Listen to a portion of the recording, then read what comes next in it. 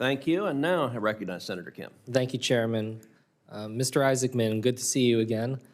Last time around, we had a lot of opportunities to be able to talk between the two of us. We both stress how important NASA is and space exploration is to our country, to our science. And while we didn't see eye to eye on everything, I was willing to support you. Now you come before us again.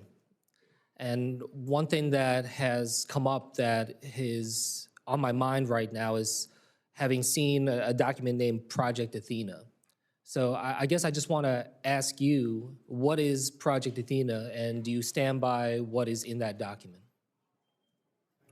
Thanks for the question, Senator. So at the time of my previous nomination, moving into a new environment such as government service at a responsibility as great as the leadership of NASA, I had called a draft document that I continued to update based on my interactions with, well, the briefing leadership at NASA's agency, my interactions with various senators and their staff.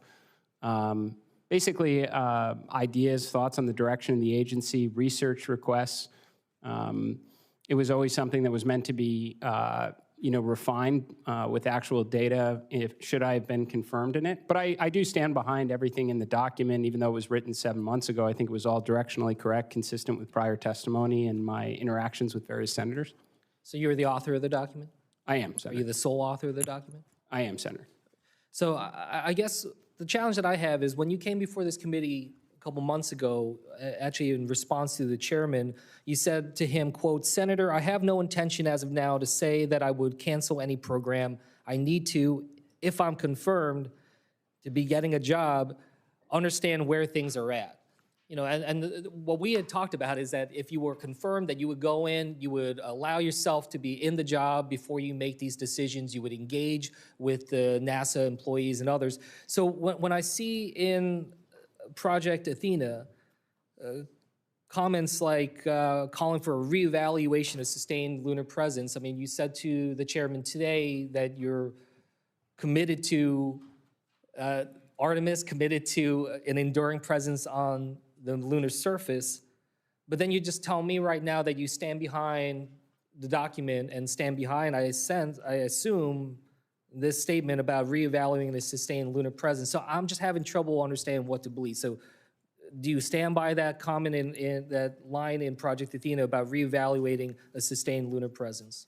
Well, Senator, I mean, it was 62 pages worth of material, so I imagine any one sentence or so can be taken out of context. But in my prior testimony before this committee, I said it was imperative for us to realize our near-term lunar objectives. I think at the time I said, and determine the scientific, economic, and national security value of being on the lunar surface. I think today I come before you because there's overwhelming clarity within the administration of not only to return the moon before our arrival, but also establish the infrastructure for an enduring presence. So that naturally, 6, 7 months is an awful lot of time. But I would say, Senator, there's probably 10 pages within that plan that call for research requests to make sure that you gather the accurate information to inform a definitive plan. But I certainly do stand behind the idea that if anyone's going into a position of great responsibility, it's better to go in with a plan than none at all, sir. But isn't it better also to have humility in the job and to be able to go and engage the experts and the scientists who have been doing this work? I mean, I don't mind people having a vision and having priorities, but you had told this committee that you would hold off on making up your mind.